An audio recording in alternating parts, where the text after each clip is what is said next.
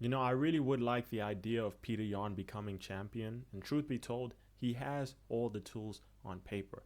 The only issue is that the bantamweight division is very competitive. We have killers like Sean O'Malley, Aljamain Sterling was there once upon a time, Merab Dvalishvili, who's the current champ, Corey Sandhagen. Every single one of those guys could have been champion in an alternate universe, and there's always a possibility. We saw Corey Sandhagen's performance against Merab Dvalishvili, and honestly, Merab did not look that dominant. He didn't look in that much control of the fight as he has been in some of his previous title wins and defenses. Corey Sandhagen was able to defend a lot of the takedowns, and as usual, Merab takes his opponent down, they get back up, land some knees in the clinch, but against Corey, it didn't feel like he was able to implement it that well, and that's either a courtesy of Corey Sandhagen's improvement or Merab Dvalishvili deteriorating. And I think it's just Corey's skill. Corey is one of those fighters that's forever evolving, and I see him as somewhat of an Ian Gary in that he probably didn't come from a grappling background, but he managed to pick up all the tools along his path as a mixed martial artist. And now I can comfortably say that Corey Sandhagen is a hybrid fighter. He might not be the best wrestler. Of course, he's one of the best strikers, but he puts them together very well to a point that it's very frustrating for a lot of his opponents. Take away the fact that he was going up against Merab. I think Corey can outgrapple the majority of the bantamweight division. We saw his performance against Song Yadong. He was mixing in the takedowns, and that's what helped him have so much success on the feet to a point that the fight was stopped in the corner. Peter Yan is an even better fighter than Corey Sandhagen in my opinion, but at the end of the day, styles make fights.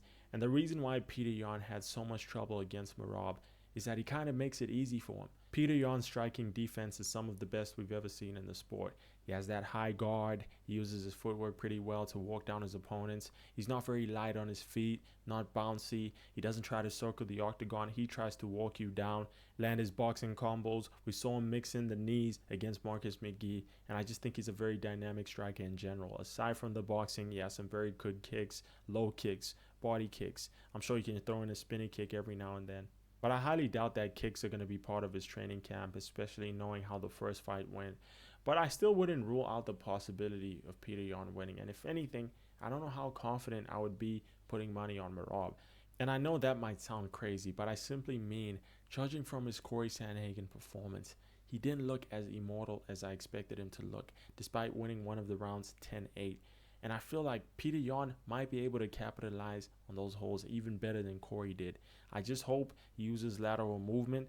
I hope he stays light on his feet, that he doesn't focus too much on the high guard because yes, Merab does have the threat of landing an overhand, especially knowing that he's going to mix it in with the takedowns. But at the same time, there's so many ways of defending strikes. Aside from the high guard, aside from shelling up, aside from head movement, you can simply just not be there in the first place. And that's something that Michael Venom Page utilizes very well.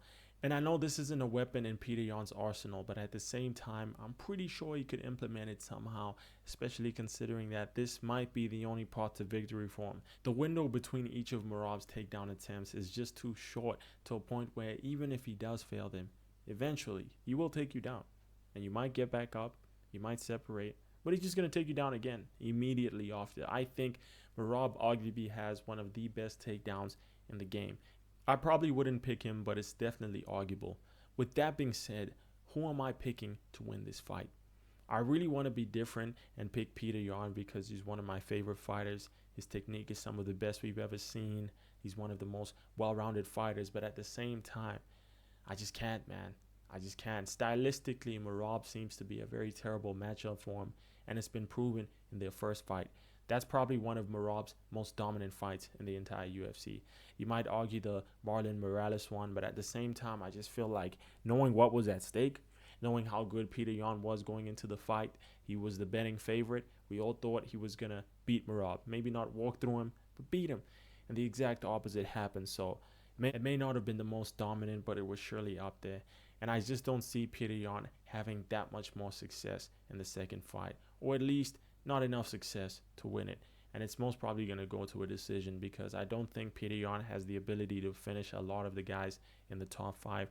Reason being, if it's someone like Marcus McGee, he has to respect the power. Marcus probably has a good chin. He's very physical for the division. If it's someone like Merab or Umar, there's going to be too many grappling exchanges. They're going to take up so much time that Petr Yan probably won't get that many opportunities to find Merab's chin. But make no mistake, Petr Yan can win this fight. And I just hope no one is putting too much money on him because, man, that Corey fight said a lot of things. And like I said, MMA math doesn't work, but we have to explore every single possibility. And let me know what you guys think in the comments. And don't forget to like and subscribe.